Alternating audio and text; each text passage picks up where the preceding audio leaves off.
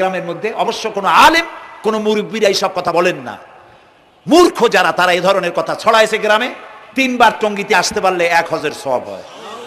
বলেন নাউজুবিল্লাহ। শুধু 3 বার না, কিয়ামত পর্যন্ত লোকের এখানে আসতে থাকবে।